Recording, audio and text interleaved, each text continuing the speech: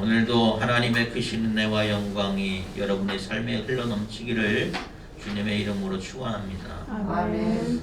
오늘은 일곱 가지 표적이라는 제목으로 말씀의 은혜를 나누겠습니다. 오늘 말씀은 다른 복음서에는 기록되지 않은 말씀이에요. 가나 결혼식에서 물이 변하여 포도주가 된 이적을 행하신 예수님의 이야기가 요한복음에만 기록되고 있습니다. 이 사건은 예수님의 공생애 중에 첫 번째 기적을 일으킨 사건이에요.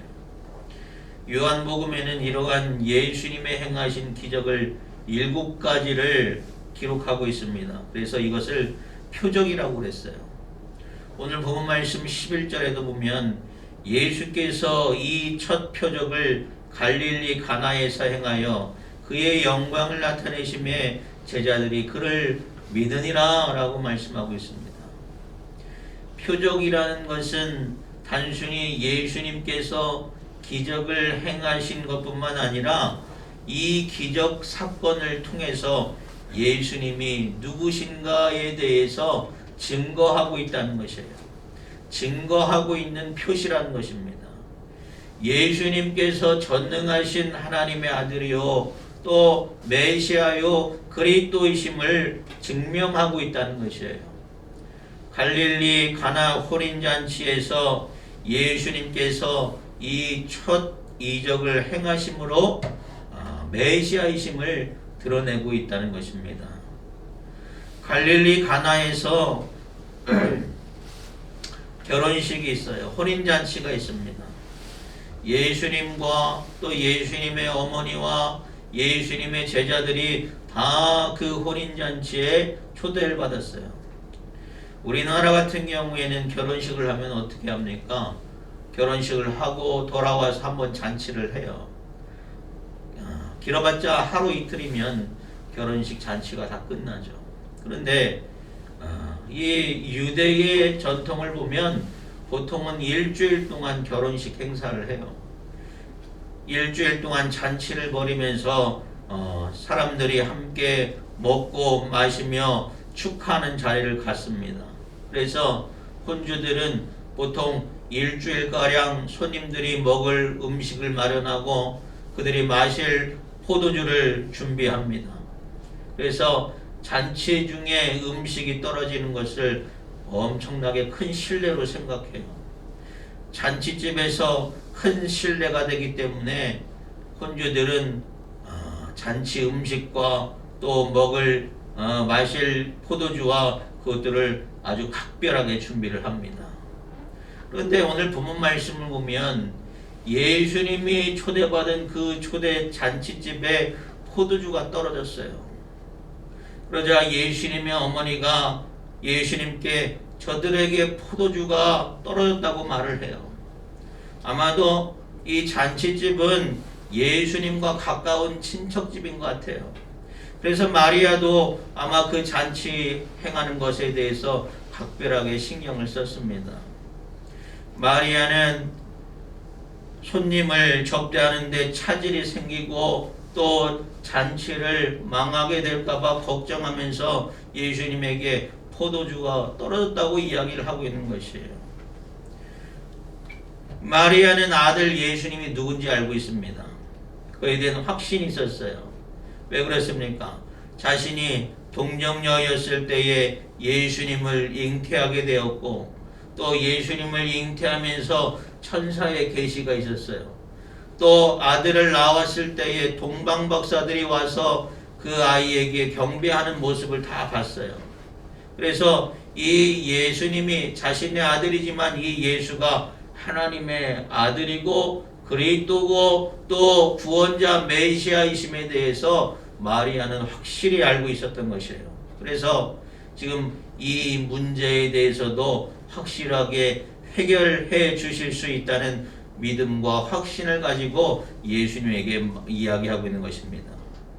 그런데 예수님의 대답이 마리아의 기대와는 다른 답변을 하고 있어요. 어떻게 보면은 굉장히 차갑기도 하고 냉소적인 답변과 같습니다. 뭐라고 말씀하셨어요? 여자여 나와 무슨 상관이 있나이까? 마리아가 이 집에 지금 잔치집에 포도주가 떨어졌습니다. 큰일 났습니다. 이야기하고 있는데 예수님은 여자여 나와 무슨 상관이 나이까? 우리가 아들을 키워보신 분들은 잘 아실 거예요. 아들들이 얼마나 무관심합니까? 또 얼마나 퉁명스러운지 몰라요. 우리 집만 보더라도 다 몰라요. 됐어요. 아니요. 짤막하게만 그래요. 저도 마찬가지. 저도 어머니하고 대화를 하다 보면 그냥 어머니만 말씀만 하시고 그냥 그렇습니다. 예수님과 예수님의 어머니 마리아의 대화도 마찬가지예요. 예수님은 걱정돼서 이거 큰일이라고 생각해서 예수님에게 큰일 났다. 지금 잔치를 하는데 포도주가 떨어졌다. 어떡하니 하는데 여자여 이것이 나와 무슨 상관입니까? 게다가 예수님이 마리아 어머니를 대할 때 뭐라고 말해요? 여자여 라고 그래요. 여자여. 어머니 이게 나하고 무슨 상관입니까? 말하지 않고 여자여.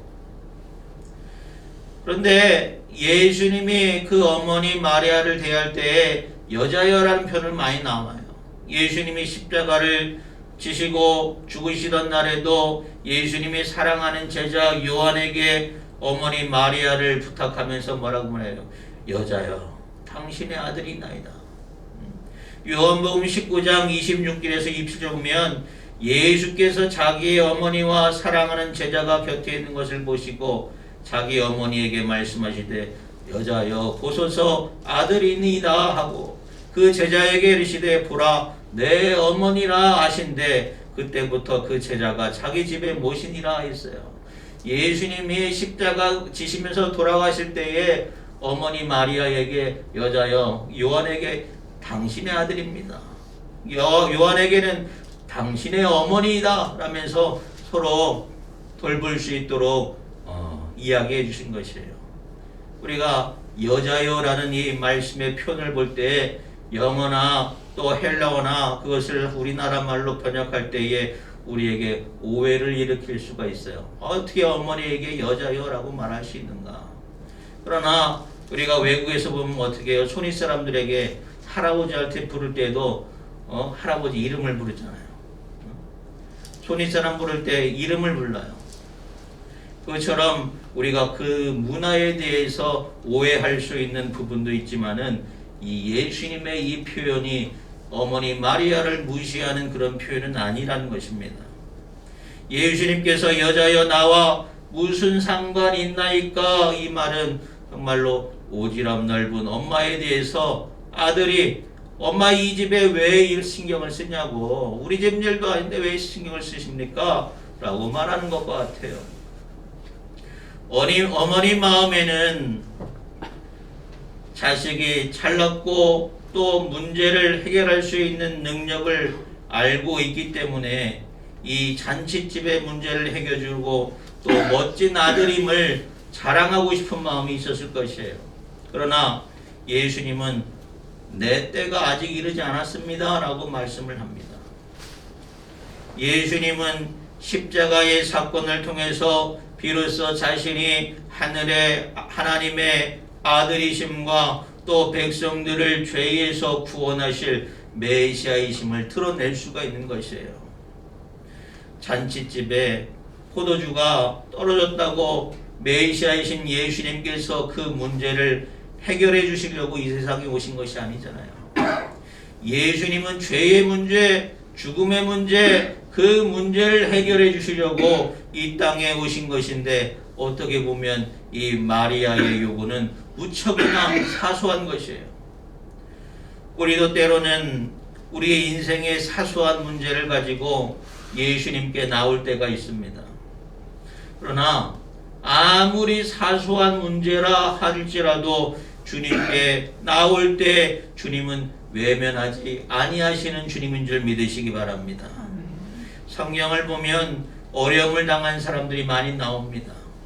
다 자신의 문제를 가지고 예수님께 나왔어요.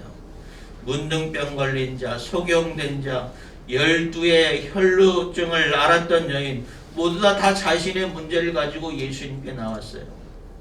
예수님께 나와서 그 문제를 간청했더니 주님께서 그들을 외면하지 않으시고 고치시고 회복해 주신 사건이 성경에 기록되고 있습니다. 주님이 우리에게 주시고자 하는 크신 은혜와 역사에 비하면 아주 사소한 것이지만, 그러나 그럼에도 불구하고 주님께서 이러한 문제를 외면하지 아니하시고 주님께서 이러한 문제도 해결해 주실 수 있다는 믿음과 확신을 가지고 주님께 나오는 여러분 되시기를 바랍니다. 마리아가 예수님의 이러한 말씀에도 불구하고 뭐라고 합니까? 하인들을 불렀어요. 하인들을 불러다가 야, 저 예수님이 무슨 말씀을 하시든지 그대로 행해라 라고 말씀을 하셔요. 그 말씀, 무슨 말씀을 하든지, 예수님이 무슨 말씀을 하실지 알 수는 없지만 무슨 말씀을 하시든지 그 말대로 따르라고 했어요. 하인들에게 예수께서 말씀하신 대로 순종하라는 것이에요. 마리아는 예수님이 누구신지에 대한 확신이 있기 때문에 예수님이 아무리 상식에 맞지 않는 요구를 하고 명령을 하더라도 그 명령대로 따르라는 것이에요. 이것이 바로 믿음의 자세인 줄 믿으시기 바랍니다. 믿음의 자세는 주님이 무슨 말씀을 하시든지 무엇을 명령하든지 그대로 따라야 하는 것이에요. 주님께서 무슨 말씀을 하시고 무엇을 명령하여도 그 말씀대로 듣는 성도가 말씀대로 명령대로 순종하는 것이 믿음의 자세인 줄 믿으시기 바랍니다. 그래야 하나님의 크신 역사하심을 경험할 수 있는 것이에요. 순종할 때 하나님께서 역사하시는 줄 믿으시기 바랍니다. 믿음은 하나님의 능력을 움직이는 힘이 있는 것이에요. 믿음으로 하나님의 능력을 경험하는 여러분 되시기를 바랍니다. 순종함으로 하나님의 역사를 경험하는 여러분 되시길 바랍니다. 예수님께서 나와 무슨 상관이 있나이까 말씀하셨지만 하인들에게 말씀을 하셔요. 집에 있는 큰 항아리 6통이 있는데 그 항아리에다가 물을 채우라고 말씀하십니다. 그리고 항아리에 물을 다 채웠더니 그 물을 떠다가 연회장에다 갖다 주어라 말씀하셨어요. 하인들이 말씀대로 그 명령대로 따릅니다. 물 항아리에 있는 물을 떠다가 연회장에 포도주라고 갖다 주었어요. 그런데 놀라운 일이 생겼어요. 뭡니까? 물이 포도주가 되었다는 것이에요. 아기까지 가득 채웠던 물이 다 포도주가 되었어요. 이 포도주를 맛본 사람들마다 혼인 신랑을 불러서 이야기합니다. 아니 어떻게 이렇게 좋은 포도주를 갖고 있다가 이제 내었느냐는 것이에요. 물이 포도주가 되는 놀라운 사건이 가나에서 예수님의 첫 표적으로 나타났습니다. 그런데 우리가 이 말씀 가운데 더 중요한 것이 있어요. 혼인잔치에서 물이 변하여 포도주가 된 이 사건이 주는 영적인 의미가 중요합니다. 우리가 이 말씀을 어떠한 말씀을 보고 들을 때에 그 말씀 속에서 영적인 의미가 무엇인지 발견하는 것이 중요합니다. 우리가 성경의 역사로 많이 하는 것도 중요해요. 또 많이 보고 많이 듣는 것도 중요해요. 그러나 더 중요한 것은 이 말씀이 의미하는 것이 뭔가, 영적인 의미가 무엇인가, 하나님께서 이 말씀 속에서 나에게 무엇을 말씀하시는가, 그것을 아는 것이 중요하다는 것이에요. 우리가 말씀 속에서 영적인 의미를 깨달을 때에 그 말씀이 우리에게 기쁨이 되고 은혜가 되고 감사가 되는 줄 믿으시기 바랍니다. 시편의 기자는 하나님의 말씀은 순금보다 귀하고 뿔송이보다 달다고 그랬어요. 시편 119편 103편에 보면 주의 말씀의 맛이 내게 어찌 그리 단지요 내 입에 꿀송이보다 더하나이다 라고 했습니다. 진리의 영이신 성령께서 우리에게 말씀을 깨닫게 하는 은혜 주시기를 소원하시기 바랍니다. 내가 인간적인 눈으로 말씀을 바라보지만 성령께서 나와 함께 하시고 역사하셔서 감동 주셔서 이 말씀 가운데 하나님의 진리, 하나님의 말씀, 하나님의 뜻이 무엇인지 발견할 때에 내 안에 참된 기쁨이 있고 은혜가 있고 이 말씀이 꿀송이보다 달다는 것이에요. 말씀을 들을 때에도 말씀을 읽을 때에도 성령께서 나와 함께하여 주시기를 소망하는 마음으로 말씀을 대하는 여러분 되시기를 바랍니다. 우리가 깨달아야 할 것은 예수님이 메시아이심을 증거하는 이 첫 번째 표적이 왜 혼인잔치에서 일어났냐는 것이에요. 혼인잔치가 주는 영적인 의미가 있습니다. 혼인잔치라는 것은 남자와 여자가 결혼하는 제도를 통해서 가정이라는 연합과 하나가 되는 의미가 있어요. 영적으로는 우리가 주님이 우리의 신랑이 되시고 우리가 주님의 신부가 된다는 것이에요. 예수 그리스도께서 메시아로 이 세상에 오신 목적은 죄로 말미암아 죄의 종이 되었던 우리를 십자가로 깨끗이 씻어주시고 순결한 신부처럼 우리를 맞이하여 주신다는 것이에요. 우리가 신랑 되시는 주님을 맞이하기 위해서는 마태복음에 등불과 기름을 준비하고 신랑을 기다리는 지혜로운 신부처럼 성령 안에서 영적으로 깨어 있어야 하는 줄 믿으시기 바랍니다. 그래서 주님이 마련해 주신 혼인잔치에 참여할 수 있는 여러분 되시길 바랍니다. 두 번째로는 포도주가 떨어졌다는 것이에요. 포도주가 떨어졌다는 것은 옛언약인 구약의 율법으로는 구원을 얻을 수 없다는 것이에요. 포도주가 떨어졌다는 말은 부족하다, 결핍하다, 낮다, 열등하다, 실패하다라는 의미가 있습니다. 하나님이 율법을 통해서 이스라엘에게 죄를 알게 하셨어요. 또 율법을 통해서 너희 이것이 죄니까 죄를 멀리하라고 말씀하셨어요. 그러나 그 율법을 주셨지만 그 율법을 통해서 죄에서 해방될 사람이 많지가 않습니다. 율법으로는 의로워질 사람이 없었어요. 부패한 육체에서 건짐받지 못하고 또 영원한 속죄를 이루지 못하고 사망에서 능히 노임받을 자가 없었어요. 그래서 성경은 뭐라고 말합니까? 의인은 없나니 하나도 없도다라 했어요.